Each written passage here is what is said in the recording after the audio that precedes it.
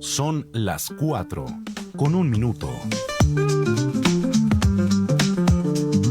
ANP Radio, la voz vibrante del Perú.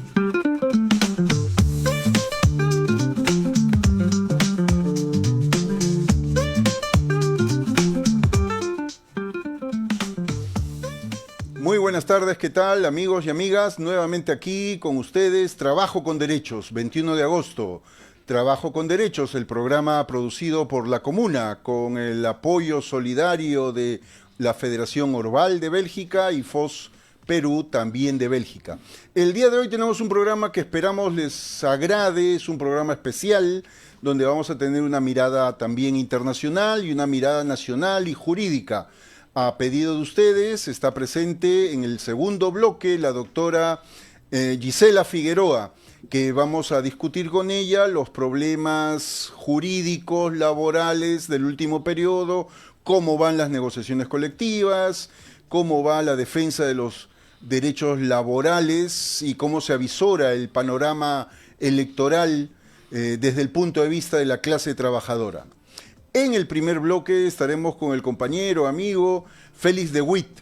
Félix de Witt es un compañero belga que desde hace muchos años trabaja en el Perú como representante de FOS Perú, y él nos contará un poco acerca de lo que es la cooperación internacional a nivel de sindicatos. Eso que antes llamábamos el internacionalismo sindical, hoy día es la cooperación internacional, la cooperación internacional en el ámbito sindical. Y conversaremos un poco acerca de cómo ha ido cambiando, cómo va la situación y eso. Y en el bloque final conversaremos acerca de nuestro Cine Club, que la semana pasada empezó auspiciosamente, y este sábado también tenemos una película muy especial, muy importante, que esperamos que muchos de ustedes nos puedan acompañar. Bueno, con esto entonces, lo que tenemos preparado para el día de hoy, hacemos una breve pausa y empezamos con la primera entrevista.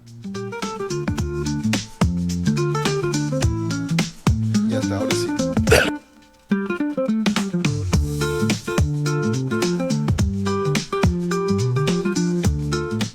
Como había señalado, está con nosotros Félix de Witt, a quien le damos la más cordial bienvenida. Muy contentos de que esté aquí con nosotros en el programa. Hace tiempo que queríamos conversar contigo, Félix.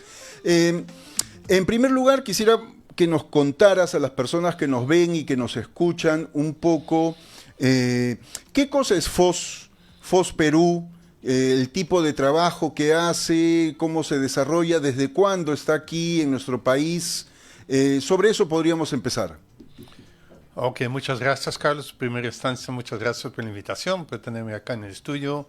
Un saludo, obviamente, buenas tardes a todos y todos que nos escuchan. Y en respuesta a la pregunta que me haces, para presentar un poco mi ONG, se llama FOS. FOS es la abreviación de Fondo de Cooperación al Desarrollo, Solidaridad Socialista, que como las palabras ya lo indican más o menos, es una ONG de Bélgica, del país de Bélgica en Europa, que está ligado, digamos, al movimiento socialista de la parte norte de Bélgica, que es Flandes, la parte donde se habla neerlandés.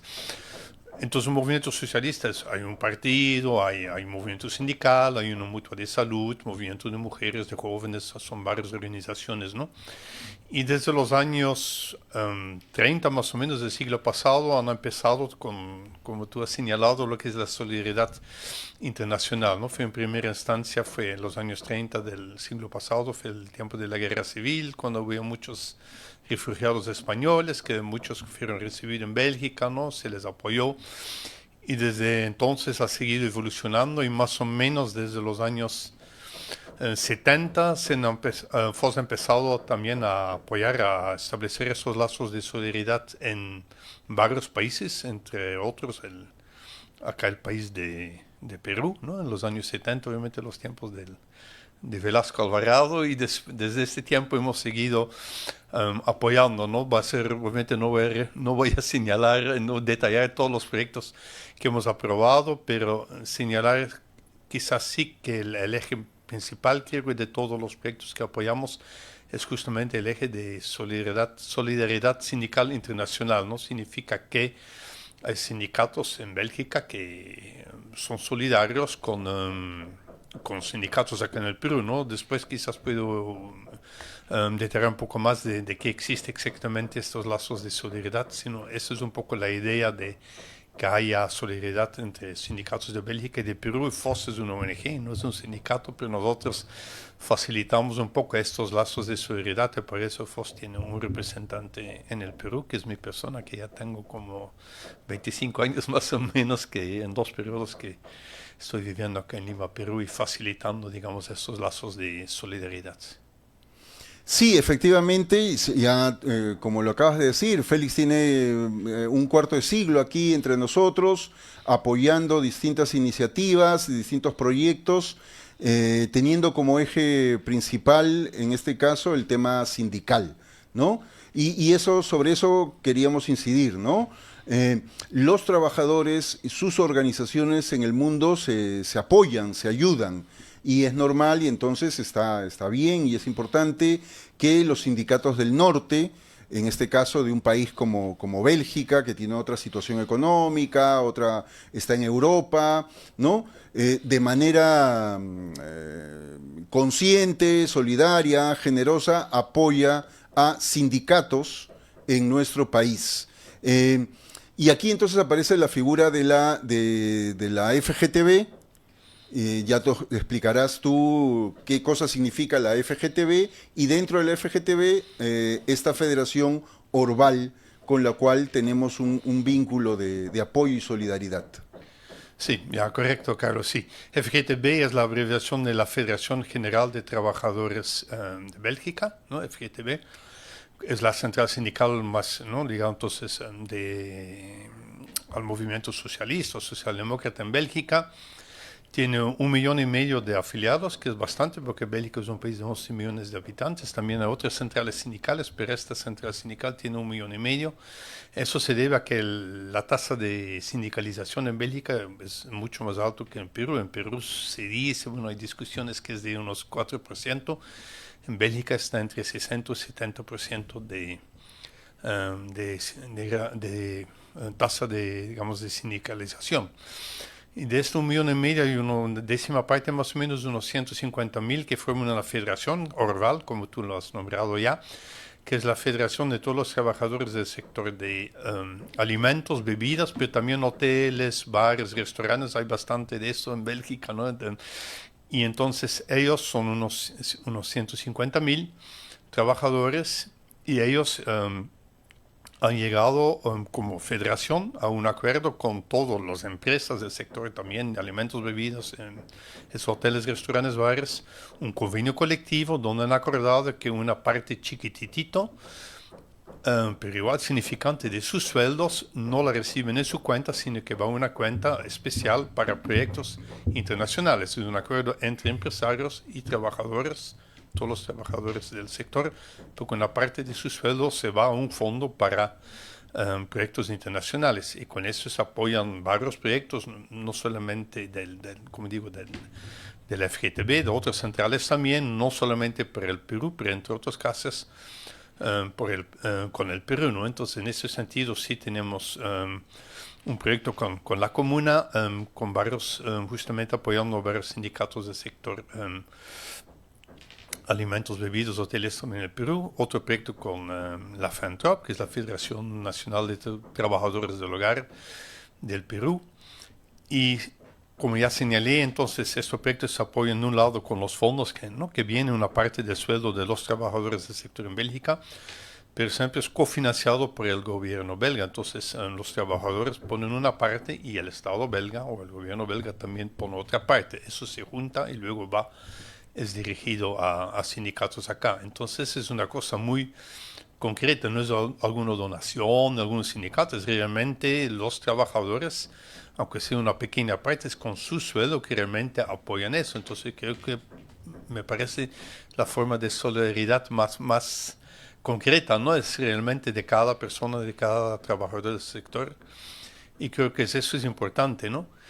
Y también señalar que normalmente cuando uno habla de solidaridad siempre es recíproca, ¿no? Solidario es que yo soy solidario contigo, si tú necesitas, estás en un problema, y tú eres solidario conmigo cuando yo tengo algún problema, ¿no? Entonces creo que en ese sentido es importante que mantener ese tipo de solidaridad. Cuando hay alguna lucha acá en el Perú, que hay solidaridad de parte de los compañeros de Bélgica, pero también puede ser al revés, cuando hay alguna lucha, algún problema en Bélgica, que también los compañeros del Perú se solidarizan con los compañeros en Bélgica, que por eso solidaridad es otra cosa de lo que antes se llamaba cooperación al desarrollo, apoyo, ayuda, ¿no? No es que los belgas ayudan a los peruanos, no es eso.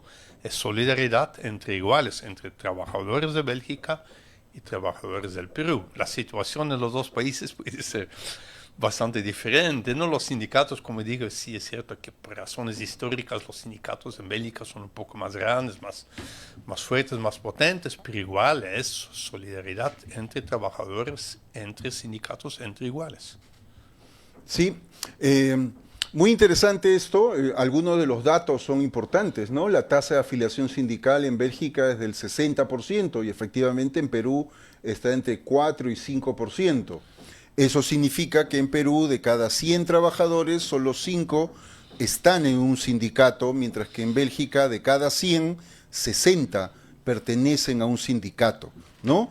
Cuando aquí en la escena política se habla, las personas dicen los sindicatos ya pasaron de moda, los sindicatos ya no existen, ¿no? Lo que hacen es quedarse mirando lo que pasa aquí.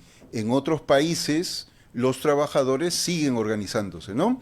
Y siguen perteneciendo a un sindicato y como tú lo has señalado, efectivamente, esta solidaridad no es declarativa, no es solamente un comunicado, no es una palabra, es una cosa bien concreta. A mí me parece siempre importante, o sea, cada trabajador belga que pertenece a la FGTB, a la central sindical, ¿no? Que sería como la CGTP de Bélgica, de su salario, por convenio colectivo, una parte va a la cooperación internacional, a la solidaridad internacional, ¿no es cierto? Son sindicatos apoyando a otros sindicatos, ¿no? Pero no queda ahí, y ahí yo quería que nos contaras un poco, hay un hecho emblemático muy importante en la lucha de los trabajadores del sector alimentos, bebidas, ¿no? Que fue la lucha del compañero Luis Samán, ¿no? Dirigente del sindicato de Bacus, del Sindicato Nacional de Obreros de Bacus, injustamente despedido. Y tengo entendido que esta lucha tuvo una gran repercusión en Bélgica a través de estos canales sindicales. No sé qué cosa nos puedes contar más sobre esto. Sí, bueno, creo que la primera cosa que hay que aclarar, Carlos, es que en Perú, en lo que estoy en el mercado cervecero, una empresa que tiene, creo que es entre 98 y 99% del mercado, que es la empresa Bacus y Johnson, que es una filial de una empresa belga brasileña que se llama AB InBev. Antes fue también en manos de los colombianos, brasileños, luego hubo un montón de fusiones. Ahora es una empresa belga brasileña que tiene casi una posición monopólica del mercado de cerveza, con las marcas que todos ustedes conocen, que no es necesario nombrarlos. Y bueno, como he mencionado, Foster es una ONG de Bélgica, ¿no? Entonces, y fortalecemos esos lazos de solidaridad sindical entre los sindicalistas belgas y los peruanos. Entonces, cuando el compañero Luis Samán, que era el secretario general del sindicato de Bacus Obreros, tuvo este problema que no voy a entrar en detalle ¿no? Fue acusado de difamación, etcétera, ¿no? Fue despedido. Entonces, él llamó a la solidaridad, no solamente de los compañeros de Bélgica, sino también de otros sindicatos, digamos, del mismo sector en América Latina y también en Europa. Obviamente, la sede central de AB InBev está en Bélgica, en la ciudad de Lovaina, donde hay también bastante producción, obviamente. Entonces, digamos que el sindicato de AB InBev en Bélgica, cuando se enteró de este problema, sí decidió solidarizarse con el compañero Samán, ¿no? Expresándose en algunos comunicados y también llamando la atención, digamos, a la sede principal que está en Bélgica, ¿no? Señalando este problema y pidiendo que también, digamos, la sede central o, digamos, los directivos ¿no? mundiales de este conglomerado tomaron posición o llamaron la atención a los dirigentes acá en Perú para corregir esa situación, ¿no? Creo que ese es un ejemplo concreto que hay entre sindicalistas belgas y peruanos, pero repito, hubiera podido ser al revés, digamos, podría ser que también en Bélgica haya un dirigente ¿no? que sufriera algún despido arbitrario o algún problema, entonces creo que ahí sería igual de importante que los compañeros de Perú y de otros países también, pero otros de Perú también se pronunciaron ¿no? a favor, ¿no? Solidarios con este compañero en Bélgica, pero en este caso, bueno, fue algo que ocurrió con un dirigente de acá y entonces sí hubo esta expresión de solidaridad. Quizás también señalar que también de vez en cuando, bueno, por la distancia entre los dos países, no tan seguido, pero quizás cada 2, 3 años más o menos, igual hay una delegación que viene de dirigentes sindicales de Bélgica justamente a visitar el Perú, conocer, hablar con los dirigentes acá, para conocer mejor, ¿no? De manera presencial cuáles son sus condiciones de vida, de trabajo, ¿no? Sí. Muy bien, sí. De eso se trata precisamente la solidaridad, ¿no? Los sindicatos belgas saben de alguna injusticia que ocurre en nuestro país, se solidarizan y también efectivamente es recíproco, ¿no? El sindicalismo peruano debe ser solidario con todas las injusticias que ocurren en los distintos países del planeta, ¿no? Porque de eso es la solidaridad sindical.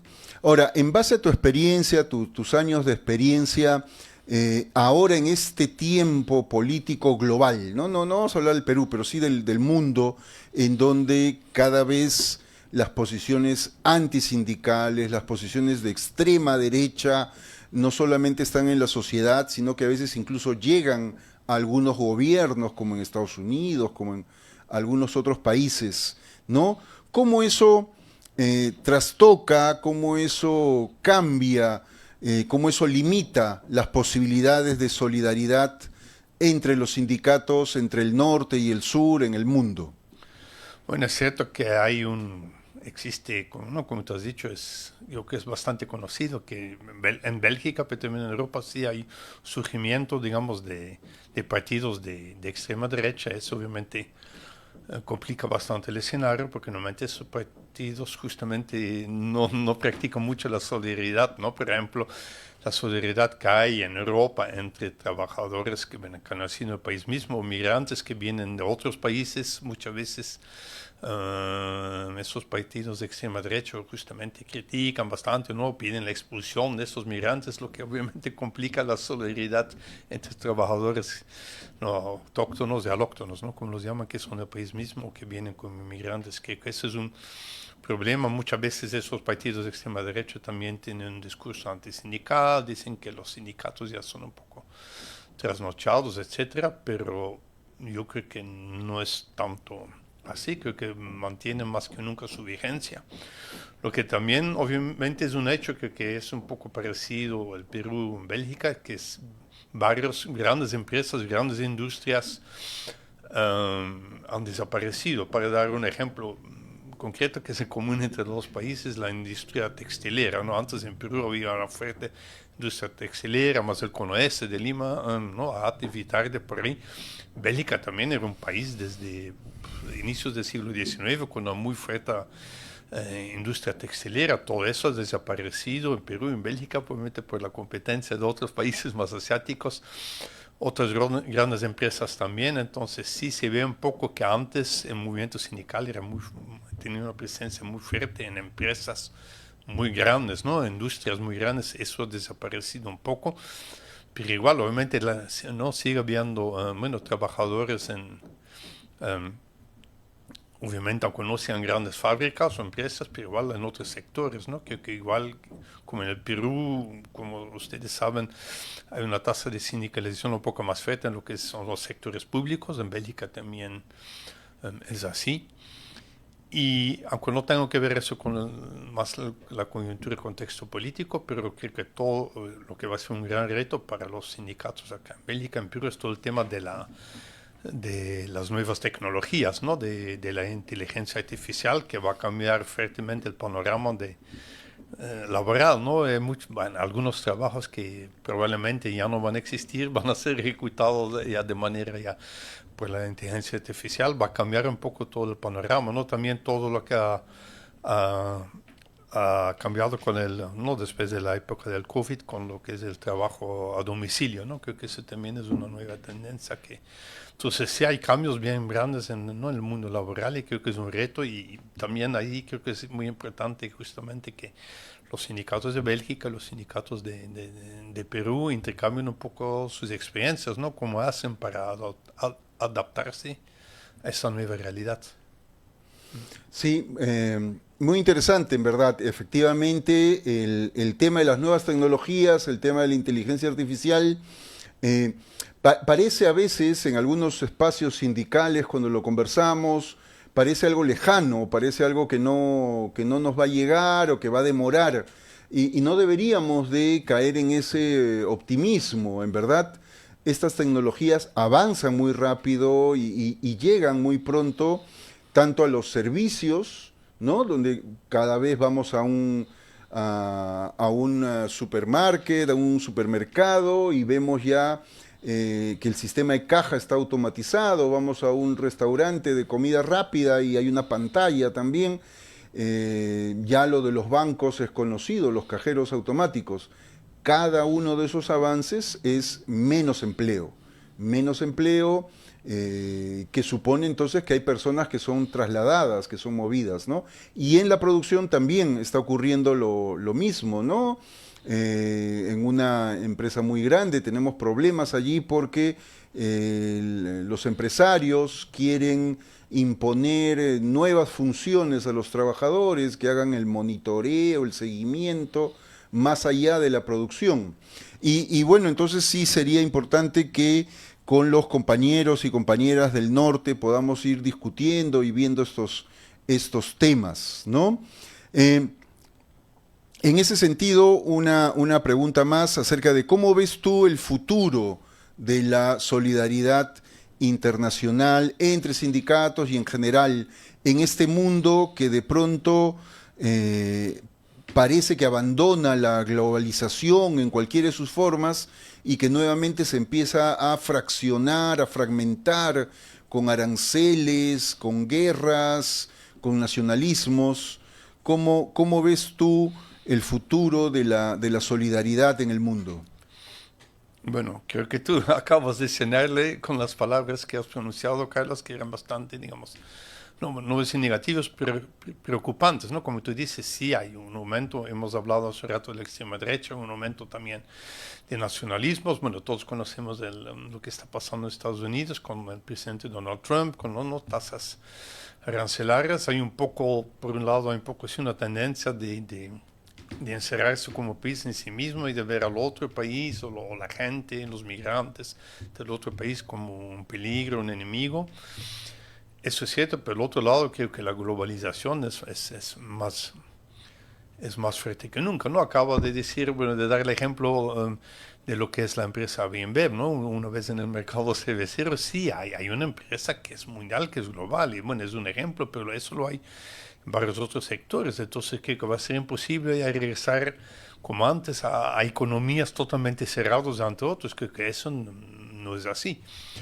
Otro lado, lo que obviamente no existía hace muchos años es que todas estas nuevas tecnologías también permiten a través de WhatsApp, Facebook, etcétera, es mucho más fácil comunicarse y expresar ¿no? O fortalecer estos lazos de solidaridad. El idioma es cierto que es obviamente una diferencia. En Bélgica se habla el neerlandés y el francés, en Perú el español, pero ya existe un montón ahora de programas que también la traducción se va a facilitar, ¿no? Más temprano que tarde, un dirigente sindical de Perú va a hablar en español y la persona en Bélgica lo va a escuchar en su idioma para que haya una traducción inmediata, ¿no? Entonces creo que de alguna manera también eso facilita que hay más posibilidades para, digamos, un contacto más directo, intercambio entre dirigentes sindicales o trabajadores de de cada país. Como también ya lo dije hace un rato, obviamente siempre va a haber trabajadores, el trabajo va a cambiar, quizás va a ser otros estilos. Siempre va a haber gente trabajando en Bélgica, gente trabajando en el Perú que probablemente van a estar confrontados con los mismos problemas. Entonces creo que ahí, por esa razón, siempre va a haber este tipo de apoyos. Como es cierto que uno ve las ONGs en Europa, en Perú, en otros países son cuestionados. Uno dice, ya las ONGs, etcétera, ¿no? Son caviares, etcétera, se aprovechan de, qué sé yo, de estos proyectos grandes. Quizás es cierto que va a haber un poco menos también de apoyo de los gobiernos en Europa para los ONGs, pero como he señalado hace un rato, por ejemplo, los proyectos que apoyamos acá también son con una parte del sueldo de los mismos trabajadores. Entonces eso no es alguna ONG, o que la ONG quizás no como mi ONG FOS facilita, pero de lo que se trata creo que es importante repetirlo, ¿no? Es solidaridad directa de trabajadores sindicalistas en Bélgica con una parte de su sueldo para trabajadores sindicatos acá. Entonces creo que es bastante bonito y yo creo que eso siempre va a existir. Bien, para ir terminando, dentro de las posibilidades como representante de una ONG extranjera, ¿hay preocupación en el gobierno belga, en FOS Global, por estas iniciativas legislativas que hemos tenido en el país que buscan regular precisamente la cooperación internacional? ¿Hay alguna preocupación al respecto? ¿Cómo están viendo estos intentos del gobierno que otras fuentes han venido denunciando como una manera de impedir, pues, que algunos temas sensibles, por ejemplo en derechos humanos, tengan un apoyo jurídico viable, ¿no? ¿Qué podrías decirnos al respecto? Bueno, yo creo que sí hay cierta preocupación, también hay un seguimiento, ¿no?, a esta problemática, ¿no? Yo creo que obviamente todos estamos de acuerdo que igual en Bélgica hay un control a FOS, obviamente no controlan quiénes somos, cuáles son los ingresos, egresos, a qué países van, hay un control obviamente de eso, lo que me parece perfectamente natural. Acá en Perú también, FOS como ONG está inscrito en la Agencia Peruana de Cooperación Internacional, la APSI, también anualmente mandamos nuestros informes, no hay ningún secreto de lo que apoyamos, a quién apoyamos. Todo eso es muy transparente, que es muy bueno. Eso siempre ha existido y puede seguir existiendo. Lo que obviamente será negativo, nefasto, que si es que se toman algunas medidas contra algunos ONGs, más por razones, digamos, no políticas y no porque hay alguna falla. Si uno falla algo, no ha habido la transparencia, etcétera, o no se ha informado bien, que ahí sí es lógico que haya una sanción o que se pide corregir eso, es cierto, pero esperemos que no sea utilizado, digamos, con razones políticos para castigar, digamos, algunos ONGs locales o extranjeros y yo creo que hay un seguimiento que tampoco es secreto de parte de la Embajada de Bélgica y de otras embajadas. Creo que todos están haciendo el seguimiento a eso, ¿no? Y creo que ojalá que no haya problema, pero si hubiera un problema creo que sí, espero que podríamos contar también con el apoyo, digamos, de esas instancias diplomáticas para resolverlo de la mejor manera posible. Sí. Sí, pues efectivamente esperemos que el actual gobierno, con todos los cuestionamientos que recibe en materia de derechos humanos, no avance más en algún intento por conculcar precisamente el libre ejercicio de estos derechos y trate de meterse, pues, en el tema de la solidaridad internacional, de la cooperación internacional, ¿no? Muy bien, Félix, nada, ha sido muy agradable tenerte aquí con nosotros y que nos aclares y profundices y nos ilustres con la importante labor que realiza FOS Perú y a través también con la labor que realiza la Federación Sindical Orval de Alimentos, Bebidas, Hoteles, Restaurantes. Es una federación de sindicatos en Bélgica parte de la FGTB, la Federación General de Trabajadores de Bélgica, ¿no? Sindicatos apoyando a otros sindicatos, y esa es la idea principal. Muchas gracias, Félix, será hasta otra oportunidad. No, muchas gracias por recibirme de nuevo. Bueno, un saludo a todos y todos los que nos escuchan. Muchas gracias. Muy bien, hacemos una breve pausa y continuamos con el siguiente bloque.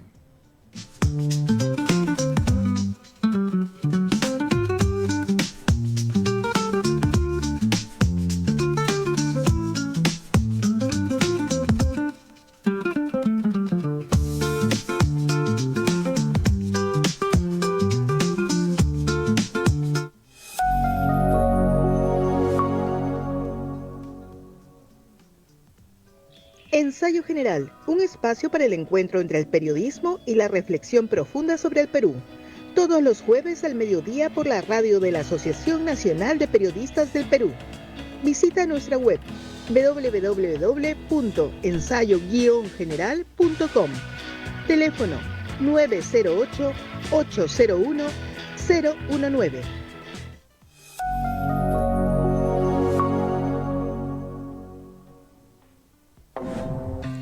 Desde este sábado 22 de marzo, de 9 a 10 de la mañana, Mujeres con Voz, un programa creado especialmente para las mujeres de hoy, por las ondas de ANP Radio.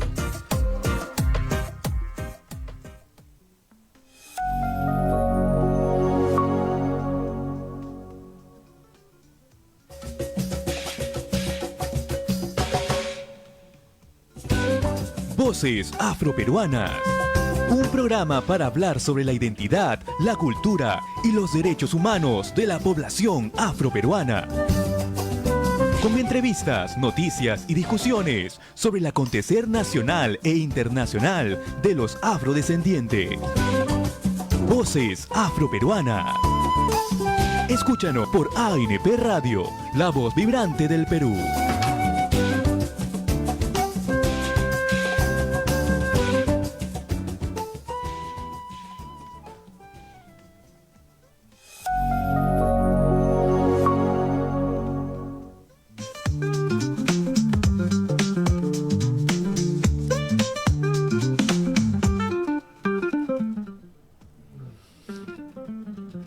Estamos de vuelta y como se había anunciado, está con nosotros la abogada Gisela Figueroa. Como ustedes saben, en la comuna tenemos un equipo jurídico de muy alto nivel, déjenme decirlo. Está conformado por los abogados, la doctora Yaitana Espinosa, el doctor Gerard Angles y la abogada Gisela Figueroa. Los tres son parte del equipo jurídico principal, senior, que tenemos en la comuna y que se encarga básicamente de las negociaciones colectivas, de las demandas judiciales y de resolver todo aspecto legal, laboral que enfrentan los sindicatos en nuestro país. Tienen una labor muy intensa y hemos podido lograr que la doctora Figueroa nos acompañe unos minutos aquí, a pesar de su recargada agenda. Entonces te damos la más cordial bienvenida, Gisela, y queríamos empezar que nos contaras cómo están yendo las negociaciones colectivas ya hasta agosto de este año. Este año, ¿cómo ha sido en materia de negociación colectiva en los sindicatos de nuestro país? Bien, primero que nada, saludarte, ¿no? Saludar a los compañeros que están conectados y a los compañeros que luego seguramente nos van a poder escuchar. Bueno, efectivamente hay dos tipos de negociaciones colectivas que creo las que podríamos nosotros conversar, que son la negociación colectiva en el sector privado y la negociación colectiva en el sector público, ¿no? Podríamos hablar probablemente también de las empresas públicas del Estado, que son otro tipo de negociación colectiva, pero que también valdría la pena ver cómo están, porque también es un sector importante de trabajadores, ¿no? Las negociaciones colectivas en el sector privado, es más, hace poco hemos visto alguna convocatoria de plantones y situaciones ya de pie de lucha con algunas empresas en particular, porque la atención que se les viene dando en el Ministerio de Trabajo por una serie de las etapas a las cuales el Ministerio está obligado a asistir, como puede ser la etapa de conciliación, como puede ser la etapa de cumplir con el mandato constitucional que se les da de promover y fomentar una negociación colectiva bajo el término de la mejor resolución de conflictos desde el punto de vista pacífico, ¿no? Que sería el correlato de Ministerio de Trabajo en conciliación, Ministerio de Trabajo en poder elaborar los dictámenes económicos laborales de repente, que son herramientas para negociar colectivamente. Sin embargo, lo que estamos viendo en la última etapa de estos meses son improcedencias de huelgas, son problemas de cumplir los plazos que hay en la etapa de justamente cumplir con los dictámenes económicos laborales, que son la herramienta que tienen los sindicatos para, de alguna manera técnica, señalar pues que hay posibilidades de cumplir con aumentos de remuneraciones.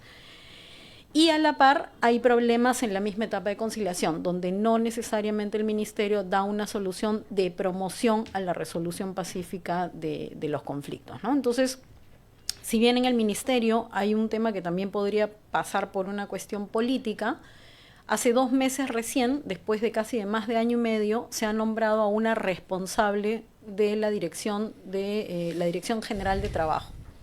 Esto es un indicativo, ¿no? Esta dirección, que es la que se encarga de aprobar las huelgas, de chequear los temas de negociación colectiva, es la que también se encarga de la parte de dictámenes económicos laborales, durante más de año y medio ha estado a la deriva con un funcionario adscrito de otra dependencia del ministerio. Y recién vemos pues que hace 2 meses se ha nombrado a un funcionario. Ahora, en este gobierno, en esta gestión de Maurate como ministro, lo que hemos visto es que ha priorizado un tipo de perfil más administrativo de los funcionarios que se encargan de definir estas cosas. O sea, en el tema de política laboral tenemos personas que gestionan, pero que no son laboralistas, ¿no? Entonces, desde un punto de vista en donde se necesita gente que aplique en una gestión criterios de un derecho humano fundamental, como puede ser el derecho al trabajo, tenemos que priorizar más bien un tema administrativo a la hora de definir la gestión. Eso es una apuesta política. O sea, eso no es defender el derecho al trabajo como tal.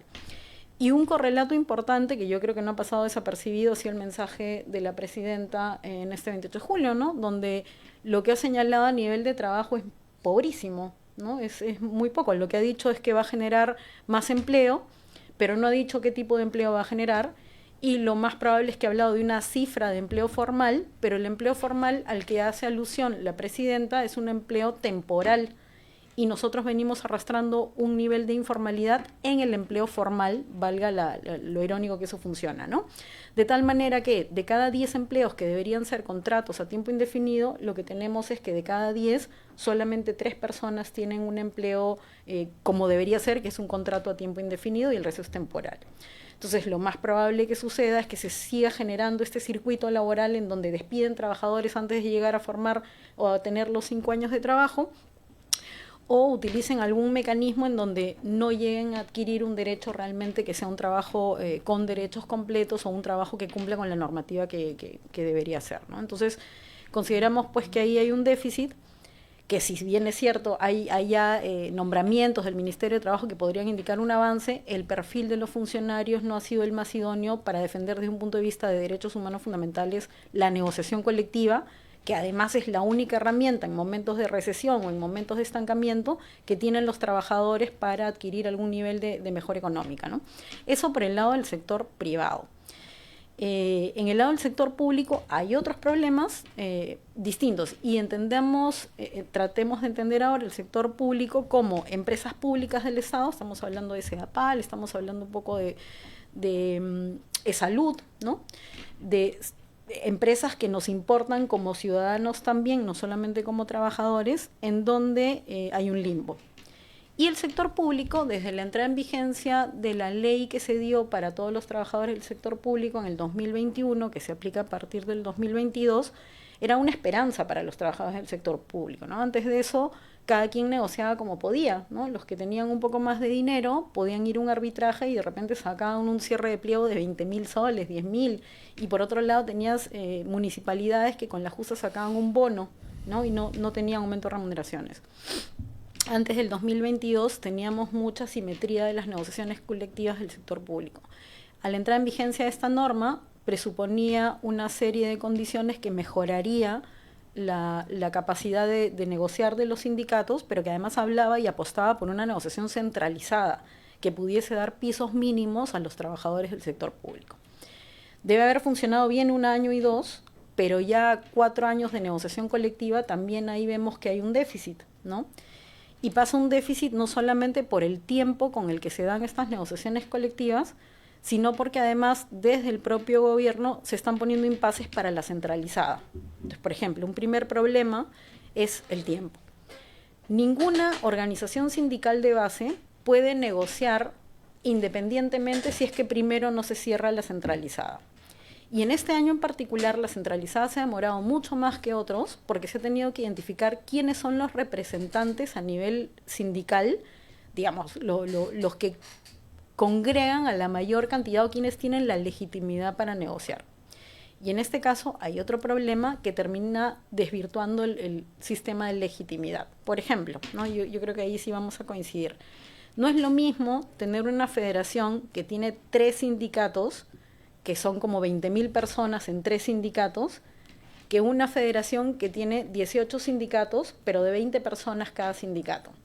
Entonces, por un lado tenemos muchos sindicatos de muy poca que representan muy pocos trabajadores y luego pocos sindicatos que representan a la mayoría. Y la forma como ellos definen quién representa más está en función a organizaciones y no a personas. Entonces termina desdibujando un poco la legitimidad en la representación. Se han demorado mucho en definir quiénes eran los interlocutores válidos. La negociación centralizada se ha firmado casi a fines de junio, con lo cual le dejaban a las organizaciones de base solo 15 días para negociar todos sus pliegos de reclamo. Sumado a eso, Servir ha sacado algunos informes técnicos que prohibían tener acuerdos parciales, que antes sí funcionaba, y han dejado como en stand-by negociaciones colectivas desde noviembre. Entonces, en 15 días es bien difícil que las organizaciones puedan ponerse de acuerdo sobre todo un pliego de reclamo, ¿no? Entonces, este año en particular, la negociación colectiva estatal yo creo que ha significado menos herramienta para los sindicatos. Hay mucha confusión acerca si lo que el Ministerio de Economía señala que es la franja fiscal es todo lo que se puede negociar. Hemos regresado a la época en donde tienen que ir a arbitraje las entidades que quieren aumentos mayores o beneficios económicos mayores, y estamos ahorita desdibujando la cuestión también a nivel Congreso.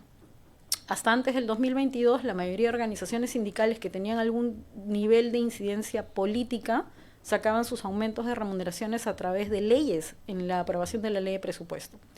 Cuando entra la negociación colectiva como una herramienta de posibilidad real, baja esta cuestión, que era como una especie de prebendas en realidad en el Congreso de cara a noviembre, que es la fecha en la que se aprueba la ley de presupuesto. Y eso había bajado en esos últimos años porque la gente tenía la herramienta de negociación colectiva.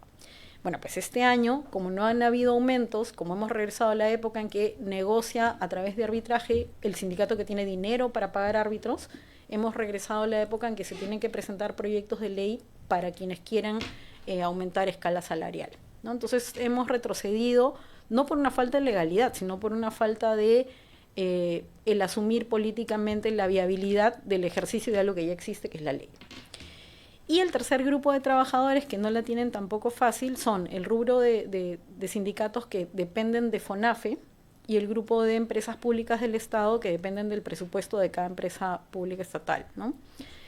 Y ahí, por ejemplo, en el caso de los compañeros de la FENTAP, que son las empresas de agua potable, no hay un limbo legal, hay un limbo también de todo el sector de las empresas públicas del Estado de saneamiento, que han decidido, pese a que la ley no lo señala, que ellos dependen del presupuesto público, cuando no es verdad. Y ahí sí es un tema interpretativo a nivel de normas.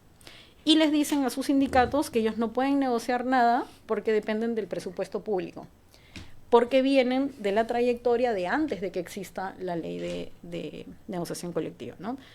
Bueno, lamentablemente esos compañeros, el único nivel de negociación colectiva que están encontrando igual es el arbitraje, con lo cual tampoco la tienen fácil porque es economía, y hay muchas empresas, como sabemos, que pese a que el arbitraje les da la razón, judicializan y pues no terminan teniendo resultados los trabajadores en por lo menos 1 año, 2 o 3, teniendo el laudo que les da pues algún nivel de beneficios, ¿no? Entonces, Ahí sí creo que tenemos un retraso, un estancamiento en la negociación colectiva, no solamente la privada, que es la que depende estrictamente del actuar del Ministerio de Trabajo, sino también los otros sectores de trabajadores que hay una regresión, considero yo, a nivel de negociación colectiva, ¿no? En un momento que además es clave para los trabajadores, ¿no? Precisamente es un momento clave, ¿no? Y por lo que tú señalas, digamos que lo que me va quedando claro es que en el sector privado el Ministerio de Trabajo claudica y deja todo en manos de los empresarios, ¿no? Esta cosa que la DGT no ha tenido una persona encargada real, y luego que ahora lo que hay son funcionarios, y efectivamente también me consta, que no tienen conocimientos del derecho laboral, que no son laboralistas, vienen de otras especialidades, muy respetable, pero cuando tienen que resolver con una mirada clara las relaciones laborales, como tú lo has señalado muy bien, no están pensando que esto se trata de personas, se trata de familias, se trata de ingresos, ¿no? De la subsistencia, y tienen una mirada administrativa, como dicen, una mirada de cosas. O sea, como que hay que simplemente ordenar cosas, y no se trata de personas de carne y hueso, ¿no? Y eso es porque, claro, el ministerio como que rehuye y deja todo en manos del poder empresarial, ¿no? Y mientras que en el sector público lo que falta es voluntad política, ¿no? Hay este retroceso que tú has señalado, ¿no? Bien, es un panorama complicado. Casi siempre el tema de la negociación colectiva es complicada en nuestro país, pero en este gobierno se ha vuelto mucho más complicado. En ese sentido, mirando hacia adelante, ¿no? Ahora se viene un escenario electoral, ¿no? Y varios sindicatos se preguntan por quién debemos votar, y varios candidatos se preguntan qué cosa podemos prometer. ¿Cuáles deberían ser las principales reivindicaciones que la clase obrera, que el movimiento sindical debería de poner en mesa? ¿Qué cosa es lo que los futuros candidatos al Congreso, a la presidencia, deberían de discutir? Y que no se quede solamente pues en crear empleo. Como tú lo has dicho, señor, efectivamente vamos a ver muchos programas de gobierno que lo que van a decir es: vamos a crear empleo. Ya pues, pero eso no es decir nada concreto, ¿no? ¿Qué más? ¿Qué cosa concreta se puede plantear? Yo creo que para empezar el tema de trabajo debe ser el eje fundamental de cualquier programa al cual los trabajadores se vayan a acercar. Lo que ha pasado hasta la fecha es que el área de trabajo es simplemente un accesitario a un programa mucho más grande que tiene, claro, varias reivindicaciones seguramente. Pero, a ver, si no vemos el trabajo como el nivel de ingreso o el nivel de sostenibilidad a un tipo de vida, a adquirir otras libertades, no vamos a entender la real dimensión del trabajo. Entonces, yo primero lo que pediría para saber por quién voy a votar tendría que ser qué escala en qué escala está el acceso al trabajo, el tipo de trabajo que ustedes pretenden promover y el cambio en las relaciones laborales que se quieren promover también, ¿no? Eso para empezar, para yo revisar como algo posible una propuesta electoral, ¿no?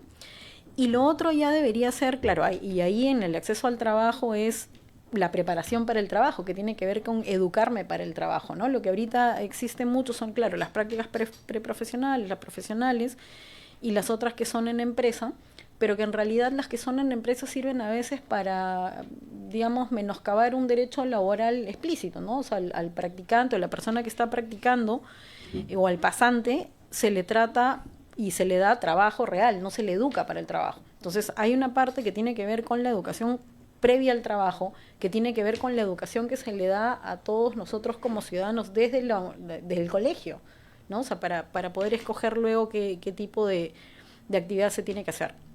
Entonces tiene que ver algo que no sea aislado, tiene que ser una cuestión transversal, el trabajo como eje de la relación ciudadano-gobierno además, ¿no?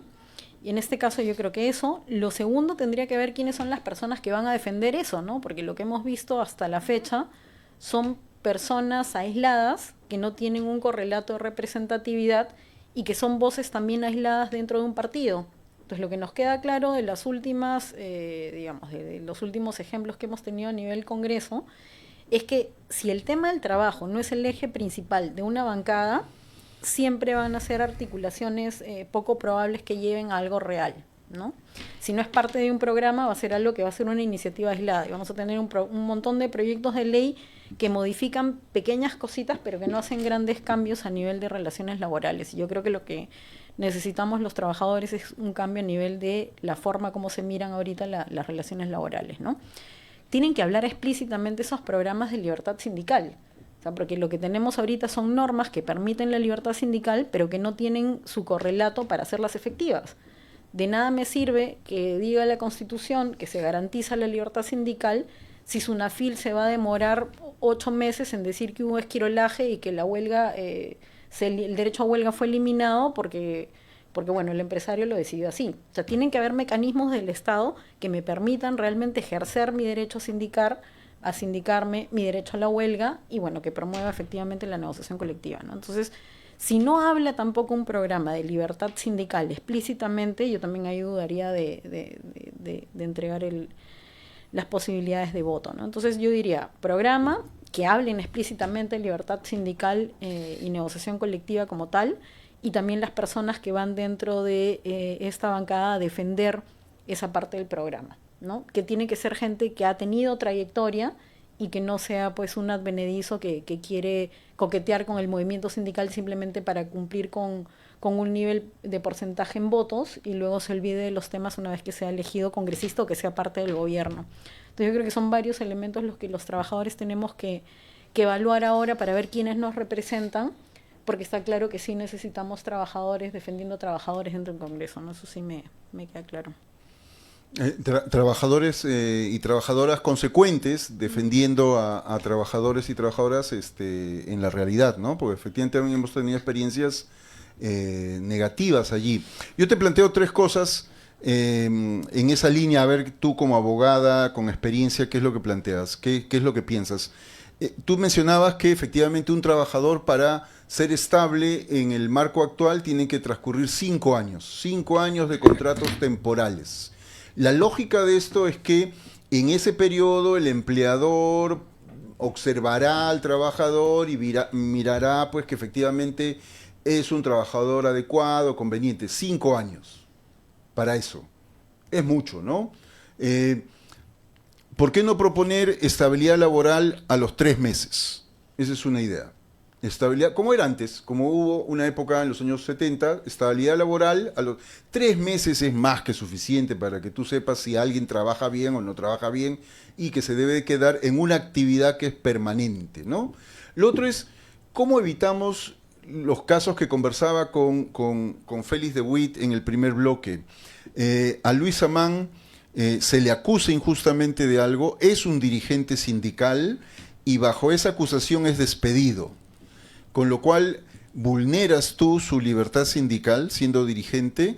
Hay un juicio, demora, primera instancia, segunda instancia, todo el trámite judicial y al final la justicia dice, estuvo mal ese despido, debe de regresar, ya, está bien. Pero mientras tanto ha estado fuera de la organización y en otros casos eso podría ser fatal para la organización sindical.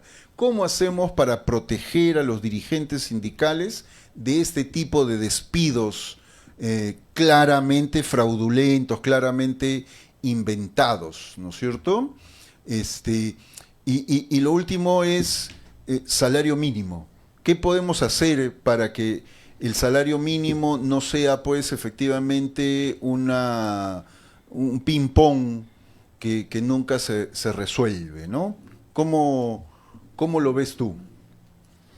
Por ahí una aclaración, ¿no? Con el tema de los 5 años, claro, lo que se conoce regularmente es que la acumulación de varios contratos temporales no debería ser mayor de los 5 años y sí o sí pasados los 5 años se asume pues que nada ha sido temporal.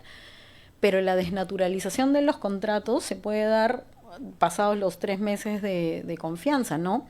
Porque lo que pasa es que lo que señala la norma es que tú tienes modalidades de contrato, pero por situaciones específicas. Y lo que pasa en nuestra legislación es que nadie verifica estas situaciones específicas. Entonces todos los contratos temporales dicen incremento de actividad, pero luego uno va a ver los volúmenes de ventas de una empresa y se da cuenta que la actividad ha sido permanente los últimos 15 años. Entonces no hay incremento de actividad. Entonces uno puede tener un contrato a nivel indeterminado si es que esa causal que habilita la contratación temporal no es real. Ayudaría muchísimo tener niveles o unos estándares de verificar si las empresas que contratan o hacen uso de contrato temporal realmente tiene un correlato real la temporalidad que usan. Eso podría ser un mecanismo para darle vuelta a la cantidad de contratos temporales que existen, ¿no? O sea, mayor rigurosidad a la hora de establecer la causal por la cual habilito la contratación temporal. Ahí, por ejemplo, señalar que es una herramienta para los trabajadores que se ha eliminado. En la época del ministro Grados, eliminaron bajo el supuesto salió un decreto de urgencia donde eliminaba barreras burocráticas para los ciudadanos, con lo cual está bien. O sea, había espacios, por ejemplo, en donde te pedían tu DNI o la copia del DNI y tú no la tenías y son dependencias públicas. Entonces tú dices, ¿pero por qué yo tengo que darte la copia del DNI si tú puedes hablar con RENIEC? Entonces, sobre un pretexto que sí estaba bien, que era eliminar barreras burocráticas para acceder a trámites, eliminaron toda una dependencia del Ministerio de Trabajo, esto hacía más o menos 2014. Eliminaron toda una dependencia del Ministerio de Trabajo que se encargaba de recibir los contratos temporales. O sea, las empresas tenían la obligación de dar una copia del contrato temporal del trabajador al Ministerio de Trabajo. Era triplicado. Y eso le servía al dirigente, al trabajador que era despedido, porque casi nunca las empresas te dan copia de tu contrato. Porque claro, la copia de tu contrato es una herramienta poderosísima para el trabajador, porque tiene acceso al horario, tiene acceso a saberla. Ahí te vas a dar cuenta si te están incorporando más actividades por el mismo monto de plata o no. O sea, ahí te dan, es todo, ¿no? Y hay empresas que no entregan ese contrato. Eliminan esto por barrera burocrática, te dan menos chance de hacer demandas, porque a veces tú vas a demandar y la puerta de tu demanda es tu contrato y no lo tienes, ¿no? Entonces, no tengo contrato, no tengo cómo definir la desnaturalización del contrato, tengo que ir a un proceso judicial para que me digan que mi contrato debería ser a tiempo indefinido. Algunas de las herramientas que deberían señalarse como cambios normativos deberían ser eso, exigir realmente algún nivel de credibilidad para los contratos temporales. Y así pues evitaríamos por lo menos tener que acudir a procesos judiciales y bueno, reconstruir o restituir la parte del Ministerio de Trabajo donde se encargaba de alguna manera de velar y de tener en acopio estos contratos, porque es la única herramienta que tiene el trabajador para luego hacerse de la formalidad, ¿no? Eso con el tema de verificar un poco la contratación modal. Con el tema de cómo protegemos a los dirigentes sindicales, hay países, como por ejemplo en Colombia, que funciona al revés. Para yo despedir a un dirigente sindical porque se entiende que el daño a la libertad sindical no es de una persona, es a una organización. O sea, tú prácticamente destruyes a una organización sindical si empiezas a despedir de manera ilegal a la junta directiva, a los miembros de la junta directiva, ¿no? Eso trae como correlato efectivamente debilidad a la organización sindical y bueno, la libertad sindical queda básicamente limitada o casi destruida. En otros países, para despedir a dirigentes sindicales es que tienes que ir a un proceso judicial, con lo cual la empresa tiene que probar que este dirigente sindical ha caído en alguna causal válida para despedir. Es una forma de defender la libertad, es una apuesta, ¿no?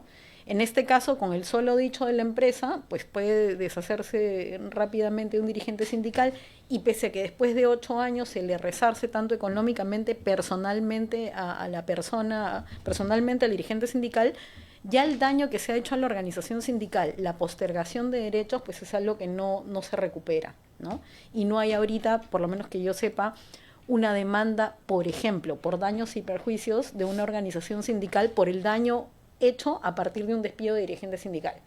Hay daños, o sea, morales, indemnización a la persona, pero a la organización sindical no, y evidentemente el daño que se le ha ocasionado a la organización es gravísimo, ¿no? Entonces yo creo que podríamos empezar con medidas de ese tipo, donde cambiamos la figura de cuándo es que yo puedo realmente despedir a un dirigente sindical y cuándo no.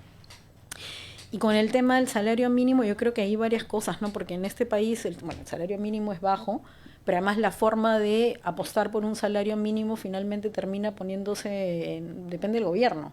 Hay una primera obligación que tiene que ver con la Constitución de que los espacios tripartitos son los que definen el aumento salarial y que debería ser regularmente cada 2 años, ¿no? Por un tema de justamente resguardar la capacidad adquisitiva de los trabajadores, pero lamentablemente ese espacio tripartito que debería ser el Consejo Nacional de Trabajo actualmente no funciona. Bueno, creo que nunca ha funcionado en concreto, pero cuando hablamos de salario mínimo menos.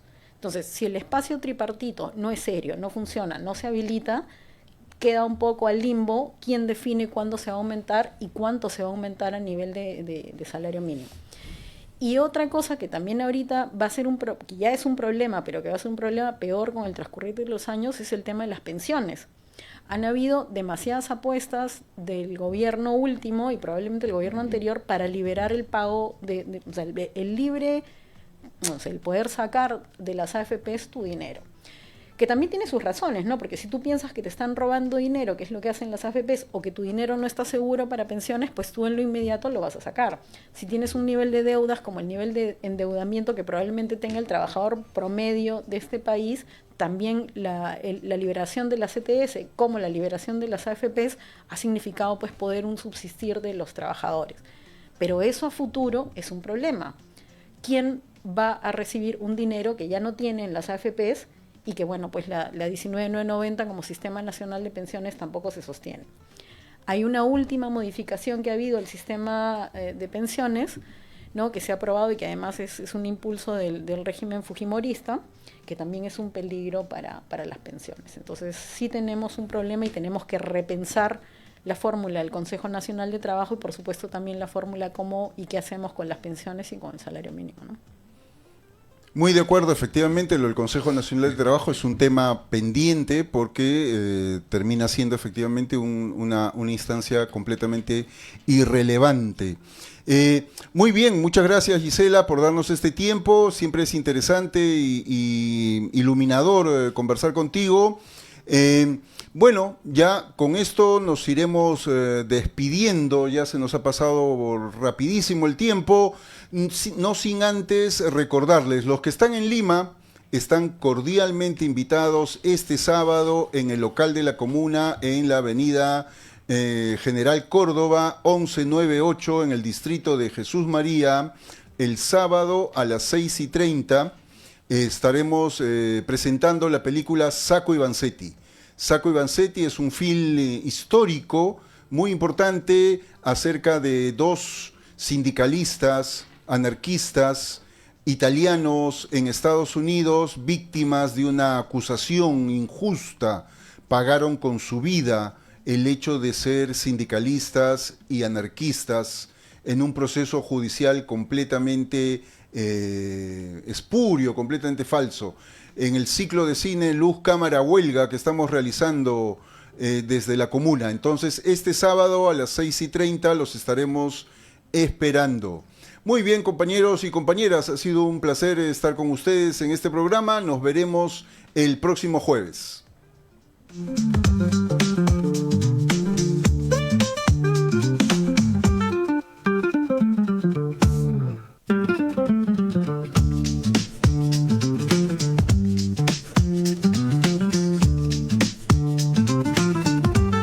ANP Radio, la voz vibrante del Perú.